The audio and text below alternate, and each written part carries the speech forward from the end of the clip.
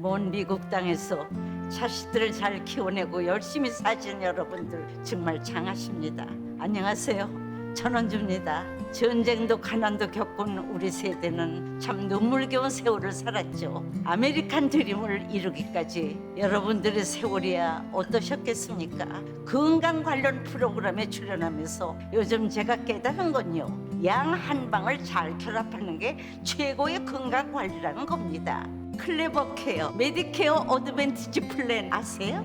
양방과 한방의 좋은 혜택들을 쏙쏙 뽑아서 제공해주는 똘똘한 플랜이더군요. 우리 한인의 건강 문화도 이해하고 실력 있는 한국 의사와 전문의를 척척 연결해 준다니 얼마나 똘똘합니까? 이제 우리도 똘똘한 클레버 케어 플랜으로 150까지만 사십시다.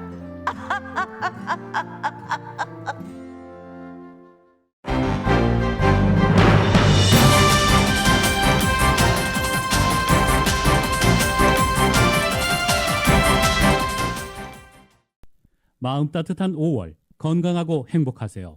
라디오 서울이 함께합니다.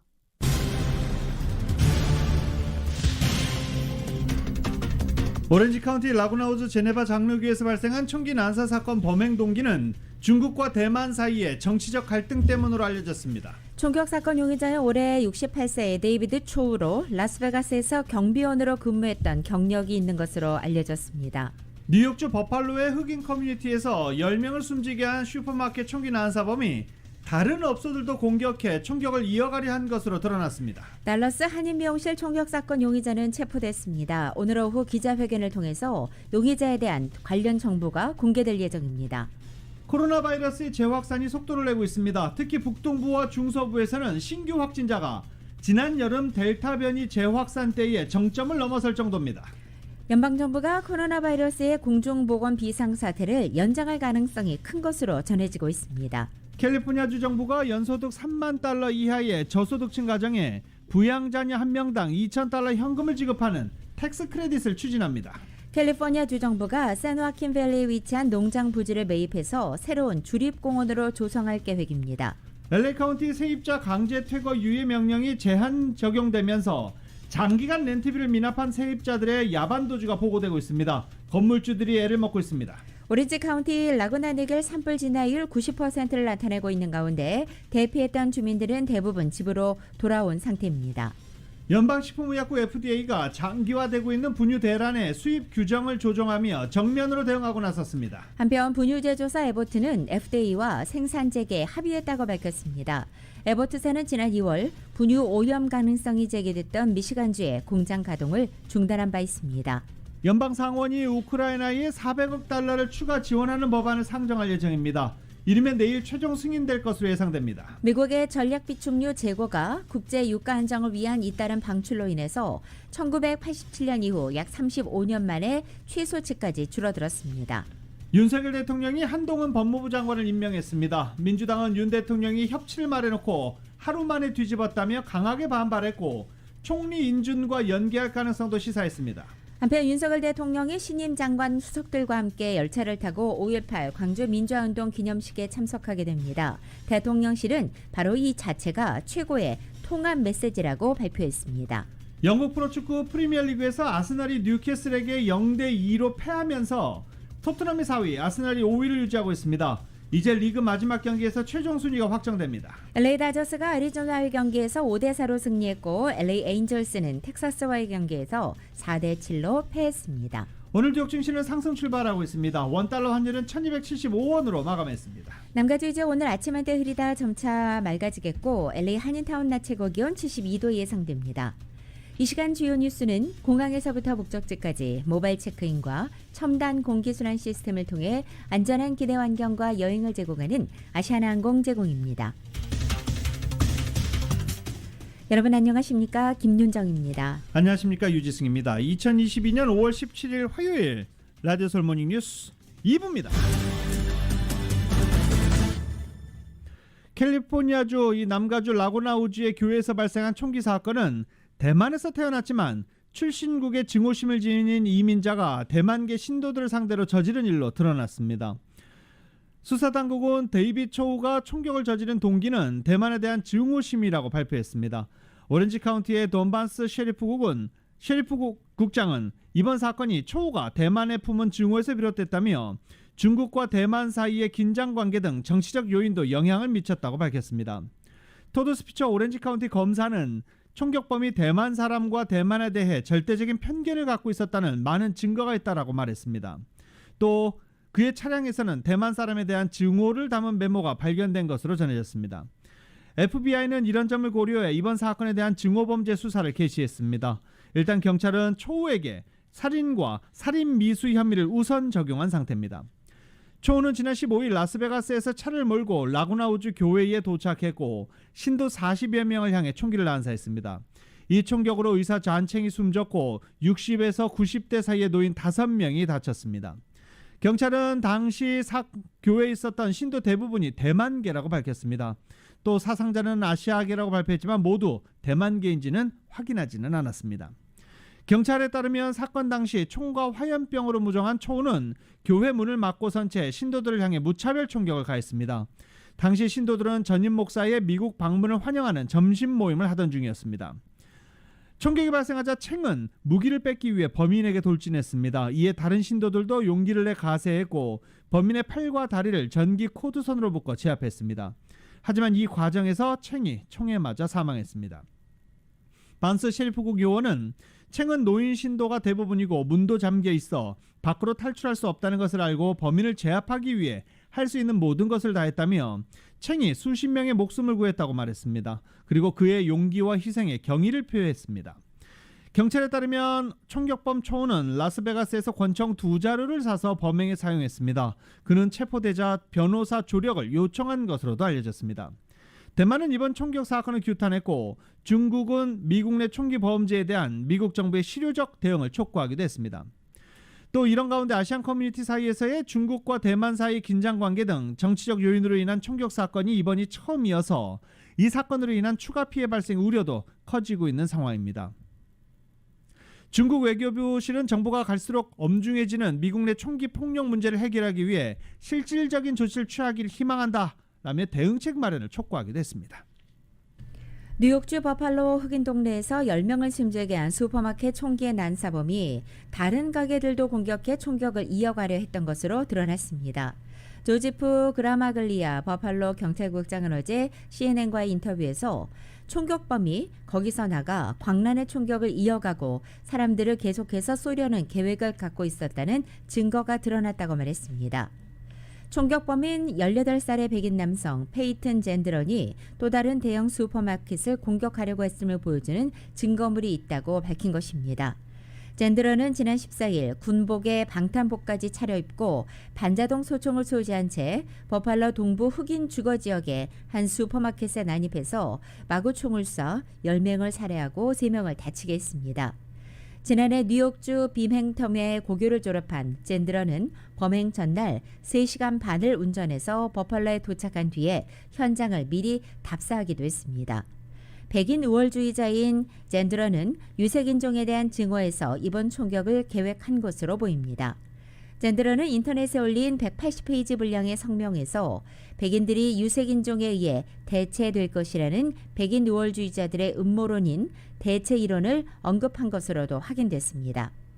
이번 사건과 관련해 워싱턴 포스트는 젠드런이 지난달 29일 파일 공유 사이트에 올린 것으로 추정되는 무려 589페이지 분량의 온라인 문건을 입수해서 지난 3월 버팔로로 정찰 여행을 떠나고 슈퍼마켓을 포함한 3곳을 범행 대상 지역으로 정했다라고 보도했습니다. 젠드런은 바로 이 문건에서 범행 현장이 된 슈퍼마켓을 1번 공격 지점으로 지칭했고 버팔로 내 또 다른 2곳을 모든 흑인에게 총을 쏠 다른 공격 지점이라고 표기해 뒀습니다. 댈러스의 한인 미용실에서 벌어졌던 총격 사건의 용의자가 경찰에 붙잡힌 것으로 보도됐습니다. 댈러스 경찰은 사건과 연관된 용의자 1명을 체포해 조사 중이라며 에디 가르시아 댈러스 경찰국장이 용의자 관련 정보를 공개할 것으로 보인다고 밝혔습니다. 댈러스 코리아타운 상가 미용실에서 주인과 종업원, 손님 등 한인 여성 3명이 검은색 복장을 한 흑인 남성의 쏜 총에 맞았습니다. 경찰은 용의자가 미용실로 걸어 들어와 알아들을 수 없는 말을 외치고 총격을 가한 뒤 미니밴을 타고 달아났다고 밝혔습니다. 팔과 발 등에 총상을 입은 피해자 3명은 병원으로 이송됐지만 생명에는 지장이 없는 상태로 알려졌습니다. 댈러스 경찰은 이와 관련해서 지난달 2일과 지난 10일 아시아계 상점에서 발생한 총격 사건과 이번 사건이 연관될 수 있다며 증오범죄 가능성에 무게를 두고 수사를 진행 중이라고 밝혔습니다. 미국에서 코로나가 재확산되고 있습니다. 특히 북동부와 중서부에서는 신규 확진자가 지난 여름 델타 재확산 때의 정점을 넘어설 정도입니다. YTN입니다. 미국 질병통제예방센터 CDC는 15일 기준 미국의 일주일 하루 평균 신규 확진자를 9만 337명으로 집계했습니다. 2주 전보다 60% 이상 증가했습니다. 확진자 추이는 4월 이후 꾸준히 상승 곡선입니다. 특히 북동부와 중서부 지역에서 확진자가 많이 나오고 있습니다. 하루 신규 확진자가 지난 여름 델타 변이 재확산 때의 정점을 이미 넘어섰습니다. 위스콘신주의 경우 2주 새 81%나 늘었습니다. 전문가들은 기온이 올라가는 여름철로 가면서 더 확산할 것이라고 경고합니다. 특히 지금은 중북부 확산이 이뤄지고 있지만 여름으로 갈수록 남부가 다시 재확산할 가능성이 크다는 겁니다. Virus does circulate at a higher level in the summer across the southern states. This is because, as you know, it gets too hot to be outside. So whereas the Northeast will be outside and entertaining outside and eating outside, you all move indoors in the summer. 중서부 지역의 보건당국은 고위험군에 해당하는 주민들에게 실내에서 마스크를 쓰고 백신 추가 접종을 하라고 권고하기 시작했습니다. 미시간주에 있는 자동차 회사는 마스크 착용 의무화를 다시 복원했습니다. 이렇듯 여름이 되기도 전에 감염 확산이 이뤄지고 있는데 실제 상황은 더 심할 것이란 추정입니다. 자가검사 키트로 검사하는 경우가 늘면서 통계에 안 잡히는 경우가 많기 때문입니다. Just test before you see them, right before you see them, so that you know at that moment you're not actively shedding large amounts of virus. 여기에 일상이 복원되면서 마스크 착용 등 최소한의 방역 조치도 사실상 해제된 상태여서 감염 확산을 막기가 쉽지 않다는 분석도 나오고 있습니다. 워싱턴에서 YTN 강태욱입니다. 정부가 코로나 바이러스 공중보건 비상사태 종료가 예고된 올 7월 중순을 넘어서까지 연장할 가능성이 큽니다. 보건복지부는 코로나 바이러스 대유행 장기화가 지속됨에 따라 90일 단위로 설정되는 기간 연장을 추가로 결정하기로 했습니다. 보건복지부는 2020년 1월 이 조치를 선포한 이후 여러 차례 비상사태를 갱신해 왔습니다. 그도 그럴 것이 90일씩 단위로 설정되기 때문입니다. 공중보건 비상사태가 선포되면 코로나 백신과 약에 대한 비상 권한이 발동돼 국민들이 의약품을 무료로 받을 수 있습니다. 또 수백만 명의 미국인들이 저소득층 의료 보장 제도를 통해 보험 혜택도 누릴 수 있습니다. 앞서 미국 보건복지부는 지난달 16일 공중보건 비상사태를 90일 연장한다고 발표한 바 있는데 이를 다시 또 연장할 가능성이 크다는 겁니다.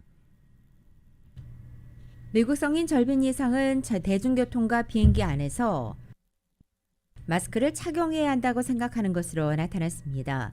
퓨 리서치 센터가 지난 2일부터 8일까지 미국 성인 1,282명을 대상으로 실시한 설문조사 결과 이같이 나타난 것입니다. 응답자 57%는 대중교통과 비행기 내에서 마스크를 착용해야 한다고 답변했고 그러지 않아도 된다는 응답자는 42%였습니다. 또 대중교통과 비행기 안에서 마스크가 필요하다고 답한 비율은 민주당 지지자는 80%, 공화당 지지자가 71%로 민주당 쪽이 더 높았습니다. 또 교통편 이용 시가 아니더라도 평소에 마스크를 착용하는 사람들도 적지 않았습니다. 응답자의 30%는 지난 한 달 동안 상업시설 방문 시에 항상 또는 대부분의 마스크를 썼다고 밝혔고 23%는 때때로 그리고 44%는 거의 그리고 전혀 그러지 않았다고 응답했습니다. 유럽연합 27개 회원국 가운데 15개국이 여행기 탑승객들의 마스크 의무화 규정을 해제했습니다. 프랑스는 비행기와 기차, 버스 등 모든 대중교통 수단에 대한 마스크 착용 규정을 해제했습니다. 유럽연합 항공청은 지난주 대중교통 이용객의 마스크 착용 의무화 규정을 완화한다고 발표하기도 했습니다. 하지만 취약계층은 앞으로도 계속 마스크를 착용해야 하며 승객들도 가능한 한 사회적 거리두기 규정을 준수해달라고 권고하기도 했습니다.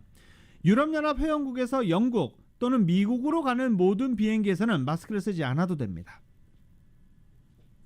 라디오 솔 모닝뉴스 2부 미국과 로컬 소식은 오픈뱅크가 고객들의 따뜻한 성원에 힘입어 세리토스 지점을 오픈했습니다. 큰 나눔 실천에 앞장서는 오픈뱅크 제공입니다.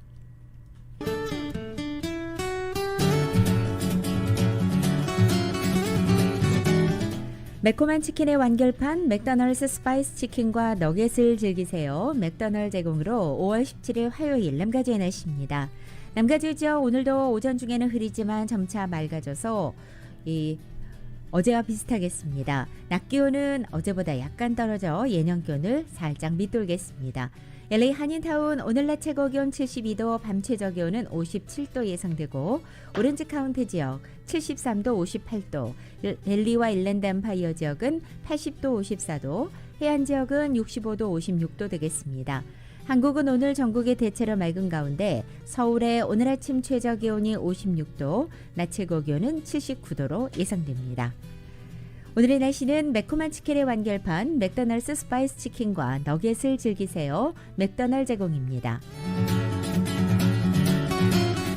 라디오 솔 모닝뉴스 2부 이 시간은 1250만 불 교통사고 최고 보상 교통사고 전문 천재 변호사 리차드 호프만, 사람을 아름답게 세상을 아름답게 피부과학 셀리온, 메디케어 시니어를 위한 전문의 허가가 아주 빠른 한인 최고 최대의 서울 메디칼 그룹, 더 나은 세상을 만들어 보세요. 올 뉴 기아 스포티지 X 프로, 소중한 고객의 꿈을 위해 고객과 함께하는 US 메트로은행 공동 제공입니다.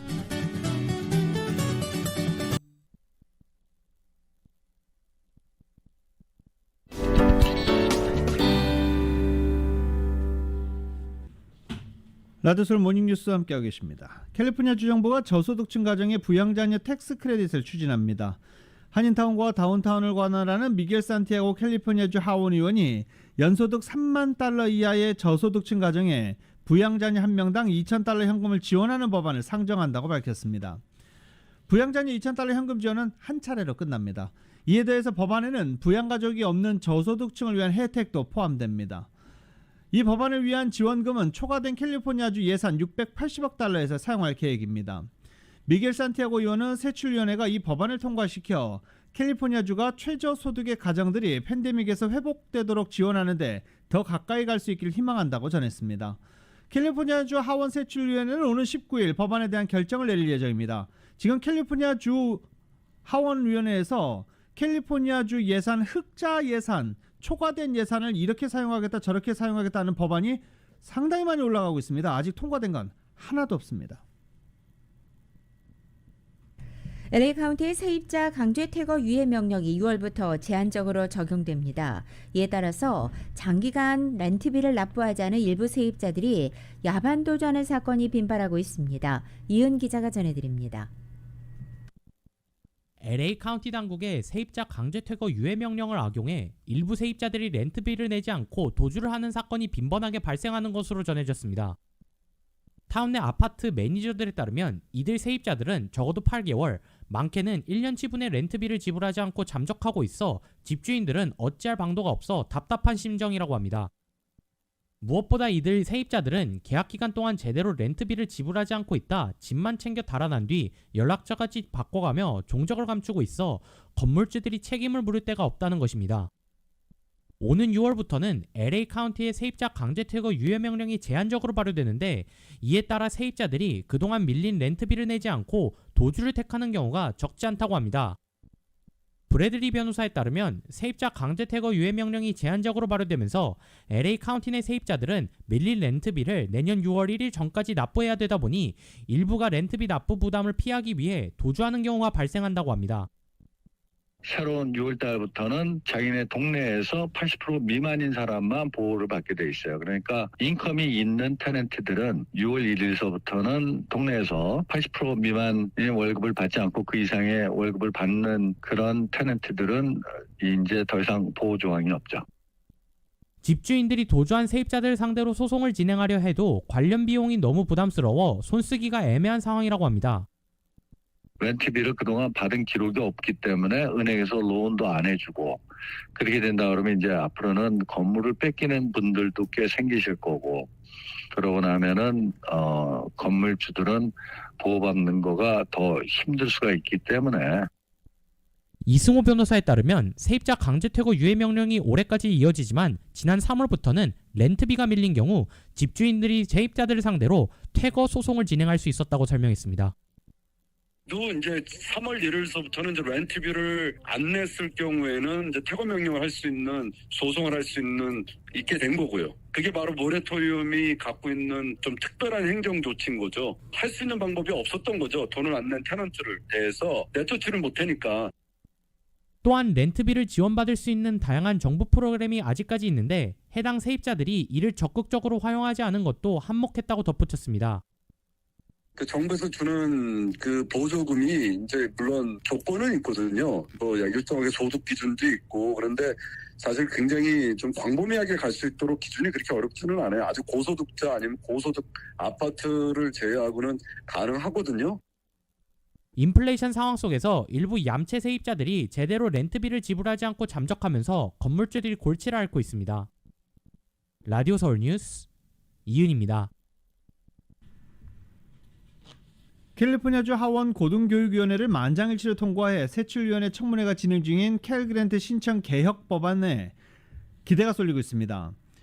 이 캘그랜트 신청 개혁 법안은 주정부 지원 학자금인 캘그랜트에 대한 신청 자격, 즉 고등학교 성적과 연령 제한을 없애자는 내용입니다.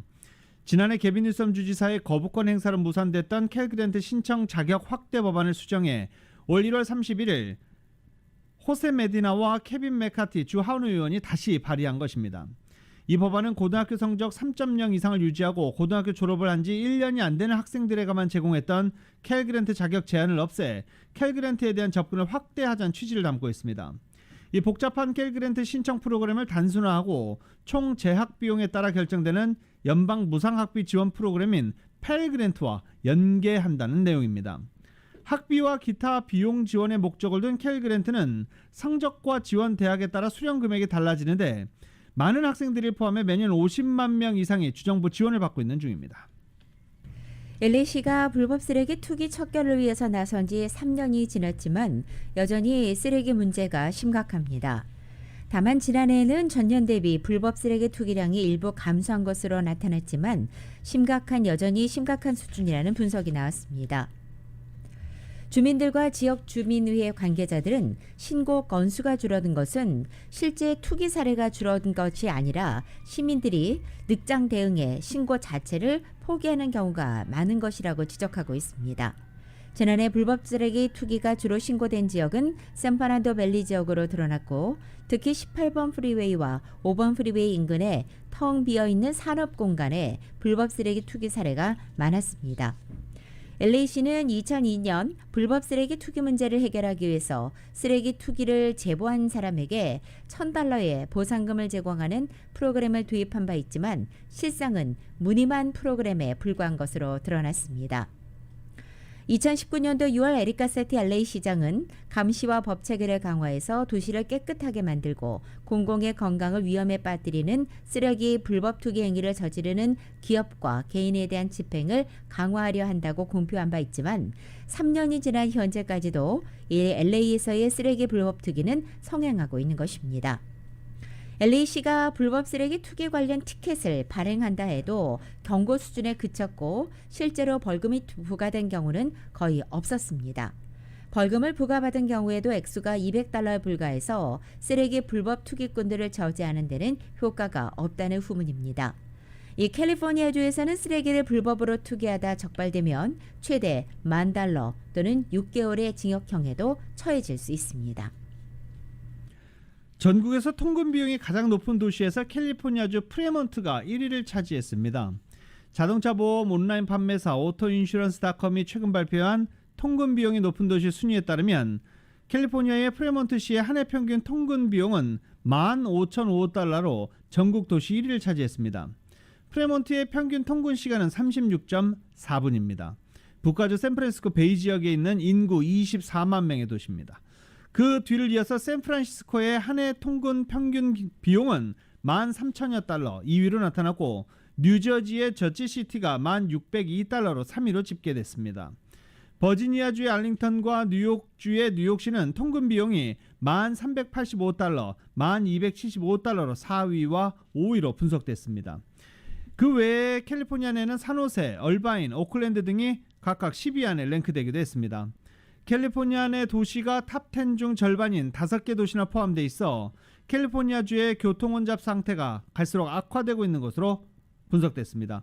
LA가 의외로 가장 높은 도시 탑10에 포함되지 않았죠. 전문가들은 교통혼잡의 경우 인구, 차량 이외에 도로 인프라도 중요한 요소다라고 설명하기도 했습니다. 미 전국 도시 중 통근 비용이 가장 저렴한 곳은 텍사스주의 러버기였습니다. LA를 비롯한 남가주 신규 렌트비가 사상 최고치를 기록했습니다. 아파트 렌트 물량은 턱없이 부족한 가운데 렌트 수요가 크게 늘어나 렌트 상승률이 2자릿수가 될 만큼 상승 행제를 거듭하고 있는 것입니다.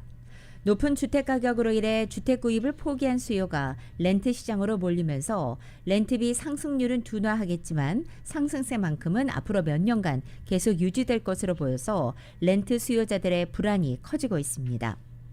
남가주의 렌트비가 사상 최고치를 기록한 데는 신규 렌트 수요가 급증한 상황입니다. 코로나 바이러스 사태에 따른 연방 그리고 주정부의 각종 지원금과 함께 최근에 임금 인상까지 더해지면서 수입이 늘어난 세입자들이 좀 더 나은 주거 환경으로 이동을 위한 자발적 퇴거가 급증했습니다. 기준금리 인상으로 몰기지 금리가 크게 상승하자 금리 부담에 내 집 마련을 꿈꾸던 주택 구매 수요자들이 대거 렌트로 눈을 돌려 렌트 수요가 증가한 것도 렌트비 상승에 한몫했다는 분석입니다. 반면에 현재 렌트 아파트 공급은 제한적입니다. 상당 기간 코로나로 건설 공사가 중단된 데다가 최근에는 글로벌 공급망 대란으로 건설 자재까지 부족해지면서 렌트용 아파트 건설이 지지부진하기 때문입니다. 캘리포니아에서 70명의 새로운 한인 변호사가 탄생했습니다. 캘리포니아주 변호사협회는 지난 6일에 발표했던 2022년 2월 캘리포니아주 변호사시험 합격자 현황 자료 분석 결과 한인 라스네임, 한인 성씨로 추적해본 한인 합격자 수는 69명으로 집계됐습니다. 전체 합격자 1,056명, 1,056명의 6.5%입니다. 팬데믹 이후 첫 대면으로 치러진 올 2월 캘리포니아주 변호사 시험에는 3,113명이 응시했습니다. 미국에 살고 있는 아시안 가운데 한인이 인구 규모에서는 5위, 소득 수준에서는 8번째 자리하는 것으로 나타났습니다. 2019년도 기준의 한인 인구는 190만 명으로 아시안 아메리칸 출신의 국가별 분류에서 5번째로 많았고 아시안 아메리칸 중에서는 중국과 대만계가 약 540만 명으로 가장 많았으며 이것은 한인 인구보다 무려 3배 가까이 많은 것입니다. 소득별로 볼 때 인도계는 가정당 중간소득이 연 11만 9천 달러로 가장 높았고 이어서 필리핀 그리고 두 번째로 높은 것으로 나타났습니다. 한인은 스리랑카, 일본, 중국, 인도네시아, 파키스탄에 이어서 중간소득이 아시안 아메리칸 중에서 8번째로 나타났습니다. 또 교육 수준을 비교할 때 한인의 57%가 대학 학위를 소지해서 인도계, 스리랑카에 이어서 3번째로 높았습니다. 이와 관련해 퓨 리서치 센터는 미국에 사는 아시안들은 수십 개 국가에서 온 사람들이며 출신 국가에 따라 소득이나 삶의 환경이 확연히 다르며 그럼에도 아시안 아메리칸들은 교육 수준이 높고 부유하고 성공한다는 모범 소수자 신화라는 고정관념에 묶여있다라고 지적했습니다. 그 묶여있는 고정관념이 이제 깰 때가 됐네요. 아시안 중에 8위면은 좋지 않은 성적이죠. 네. 50대 오렌지 카운티 한인 남성이 등산하다가 절벽에서 떨어져 숨졌습니다. 플러튼에 거주하는 조성민 씨가 지난 15일 비숍 근처의 마운트 랭글리를 8명의 한인 동료들과 함께 등산하던 중 정상이 얼마 남지 않은 지점에 실족해 절벽에서 떨어져 사망했습니다. 함께 등반한 김모 씨에 따르면 조 씨는 산을 오르는 중 가파른 절벽에서 떨어져 바위에 부딪히면서 온몸에 부상을 입고 현장에서 숨졌다고 전했습니다. 그가 떨어지는 것을 보고 구조하기 위해서 절벽 옆을 돌아 달려가서 보니까 몸은 따뜻했지만 이미 숨이 멈춘 상태였다며 산속에서 전화가 터지질 않아 아래로 내려가 도움을 요청했다고 김 씨는 밝혔습니다. 숨진 조 씨를 포함한 동료들은 산악 마라톤을 즐겨온 지인들로 사고 전날 새벽에도 마운트 랭글리를 등반하기 위해서 출발한 바 있었습니다. 캘리포니아 주정부가 샌호아킨밸리에 위치한 농장 부지를 매입해서 13년 만에 새로운 주립공원을 조성할 계획입니다. 모데스토 남서쪽 지역에서 샌호아킨과 툴럼강이 만나는 도스리오스 렌치 지역으로 알려져 있습니다. 게빈 노섬 주지사는 이 새로운 주립공원을 세우는데 500만 달러의 기금이 투입된다고 밝힌 바 있습니다. 한인타운 이 북쪽 101번 프리웨이 출구에서 추격전을 벌이던 용의 차량이 후진하다가 경찰차를 들이받는 사건이 발생했습니다. 어젯밤 10시경인데요. 몬트레일 파크에서 시작된 추격전은 10번과 710번 프리웨이 등을 통해 아람브라와 보일 하이츠 지역을 거쳐 LA 다운타운까지 통과하면서 한인타운 북쪽에서 끝이 났습니다. 밤 10시 20분쯤 101번 프리웨이 웨스턴 애비뉴 출구로 빠지려는데 앞에 차들로 가로막히자 속도를 내며 후진해 뒤에 있던 경찰차를 들이받은 것입니다. 이후 여성 용의자는 약 20분가량 대치하다 경찰이 차량으로 접근해 뒷유리창을 깨자 결국 차에서 나와 구금됐습니다. 경찰과 용의자, 부상자는 어떻게 나왔는지, 부상자가 나왔는지 아직 정확하게 파악되지 않았습니다. 라디오 솔모닝 뉴스 2부 이 시간은 1250만 불 교통사고 최고 보상, 교통사고 전문 천재 변호사 리차드 호프만, 사람을 아름답게 세상을 아름답게 피부과학 셀리온, 메디케어 시니어를 위한 전문의 허가가 아주 빠른 한인 최고 최대의 서울 메디칼 그룹, 더 나은 세상을 만들어 보세요. 올류 기아 스포티지 X 프로, 소중한 고객의 꿈을 위해 고객과 함께하는 US 메트로은행 공동 제공입니다.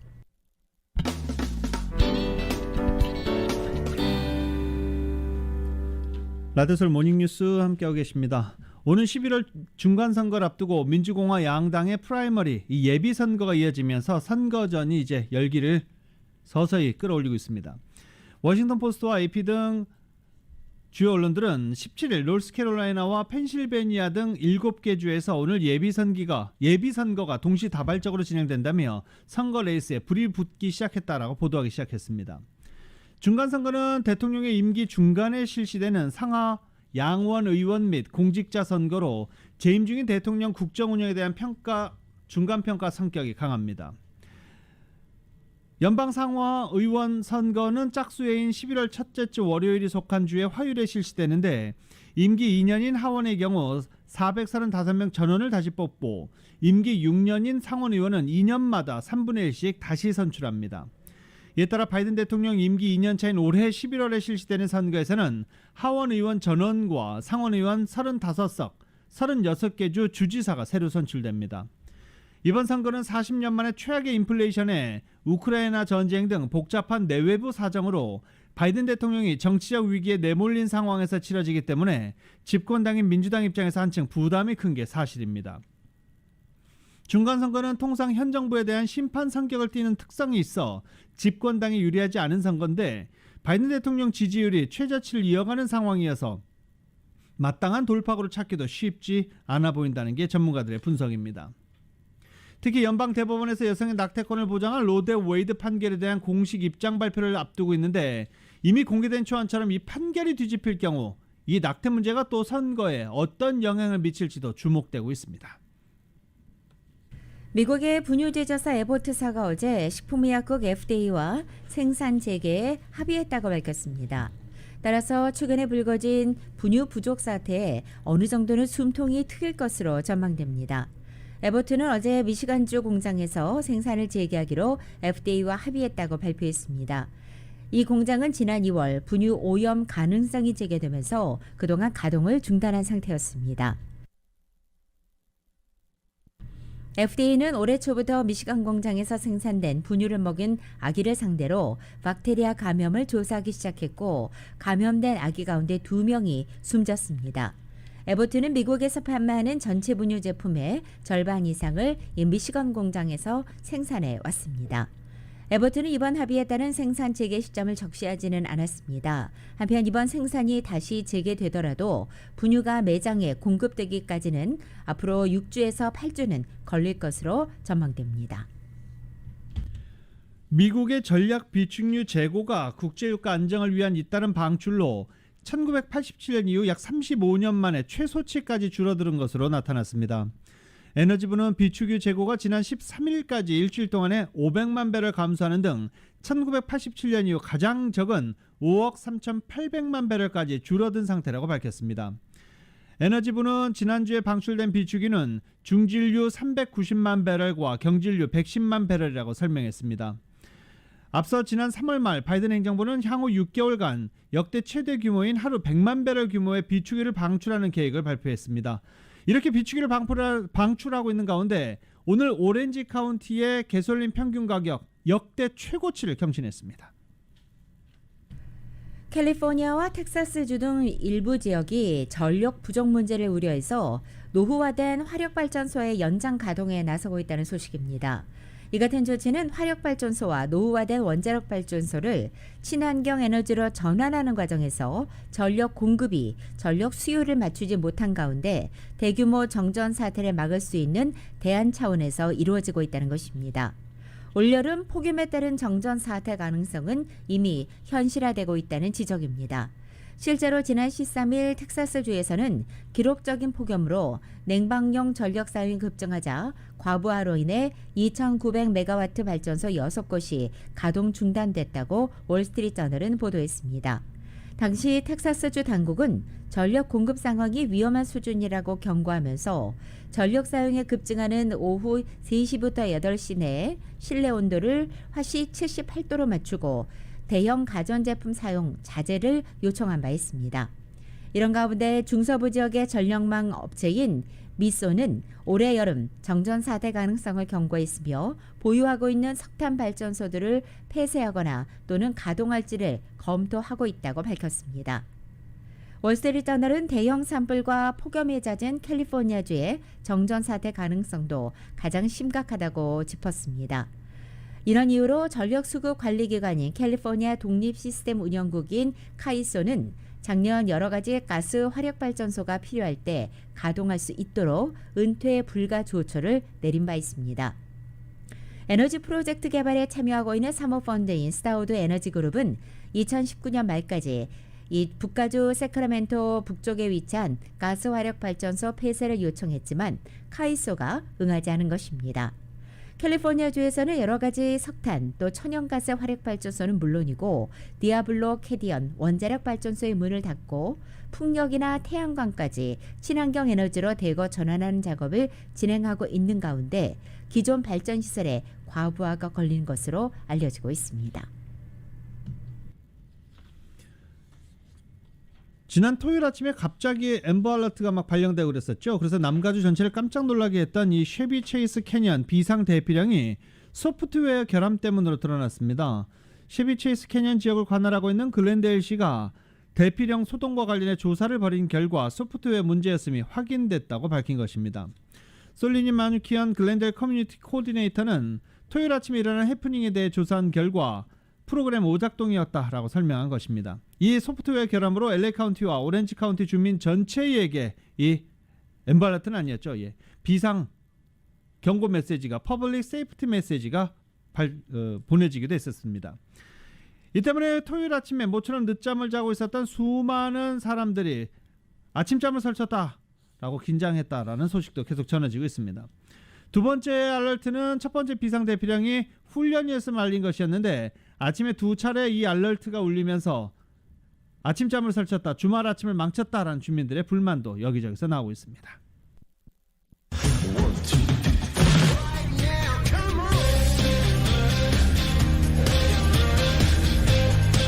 라디오서울 모닝뉴스 스포츠 소식입니다. 스포츠 소식은 전문가가 추천하는 이민법과 가정법 전문 제인정 종합법률사무소 제공입니다. 충격의 탈락, 이 NBA 플레이오프 피닉스 선즈죠. 피닉스 선즈가 충격적으로 탈락했습니다. 이 보통 프로복싱이나 격투기 선수들이 몸통을 때리는 이 버디블러 한 방으로 KO되는 경우가 많죠. 근데 이 보디블러를 계속 얻어맞으면 충격이 누적돼 후반으로 갈수록 퍼포먼스를 내기도 더 어려워집니다. 댈러스 매버릭스의 플레이오프 이번 보디블러 전략을 쓸 수 있다는 사실을 보여줬다라는 평가입니다. NBA 승률 1위 팀 피닉스 선즈는 먼저 2승을 올리면서 무난히 다음 라운드 진출을 확정하는 것 같았습니다. 하지만 4위팀 댈러스가 5차전을 제외한 나머지 4경기를 모두 잡아내면서 뒤집기에 성공을 한 것입니다.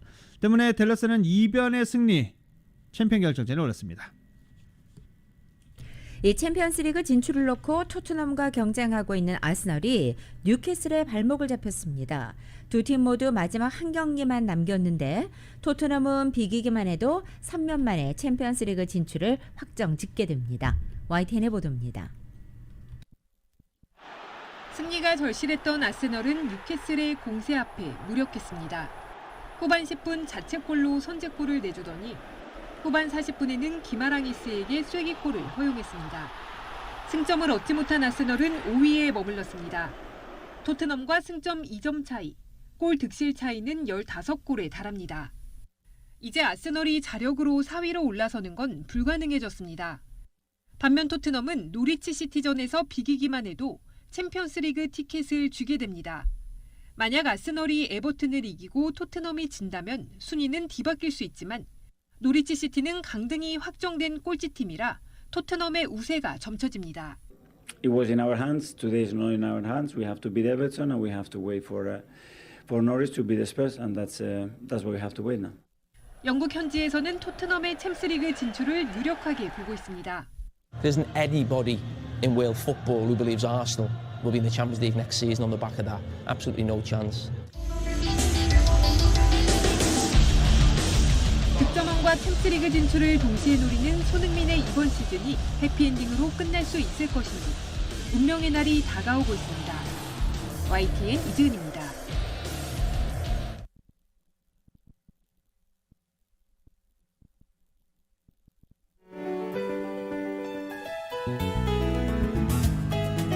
(2022년 5월 17일) 화요일에 전해드린 라디오 서울 모닝뉴스 여기서 마치겠습니다. 지금까지 진행의 유지승, 김윤정이었습니다. 라디오 서울 모닝뉴스 2부 이 시간은 1250만 불 교통사고 최고 보상, 교통사고 전문 천재 변호사 리차드 호프만, 사람을 아름답게 세상을 아름답게 피부과학 셀리온, 메디케어 시니어를 위한 전문의 허가가 아주 빠른 한인 최고 최대의 서울 메디칼 그룹, 더 나은 세상을 만들어 보세요. 올뉴 기아 스포티지 엑스프로, 소중한 고객의 꿈을 위해 고객과 함께하는 US 메트로은행 공동 제공이었습니다. 잠시 후 9시에는 강혜신의 오늘의 미국이 방송됩니다. 함께해 주신 여러분 고맙습니다.